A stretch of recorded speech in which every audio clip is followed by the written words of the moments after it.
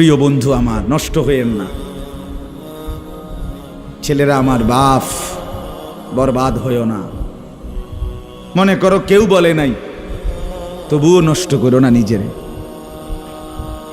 বাবা বলে নাই, মা বলে নাই, সর্দারে বলে নাই, মাতবরে বলে নাই, গ্রামের মুরব্বীরা বলে নাই, কেউ তোমারে কিছু বলে নাই, তবুও তুমি নিজেরে নষ্ট করে দিও না।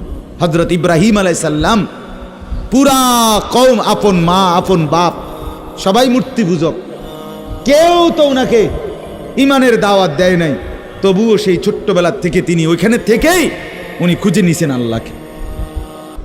আজকে মুসলমানের যুবক, তোমাদের ফেরার অপেক্ষা ইসলাম। তোমরা যদি নামাজি না হও, চরিত্রবান না হও, জীবনটা যদি নারীর পিছনে আর ছবির পিছনে, নর্তকীর পিছনে আর উলঙ্গ ছবির পিছনে, মদ জুয়া জিনা ব্যভিচারের পিছনে শেষ করে ফেলো, এই চোখের দৃষ্টি, এই নজর, এই চোখের দৃষ্টি, এটা যদি নষ্ট করে ফেলো, গুনাহ দেখতে দেখতে, নাপাক ছবি দেখতে দেখতে, তো তোমরা নিজের জীবনই ভালো বাঁচবা কেমনে, ইসলামের জন্যই লড়বা কেমনে? আর মুসলমানের যুবক যদি হেরে যায়, মুসলমানের যুবক যদি পড়ে যায়, তো দ্বীনের জন্য জানবাজি রাখবে কে? এই বুড়ারা, 60 বছর 70 বছরের বুড়া, এবড়া আর দৌড়তে পারবো?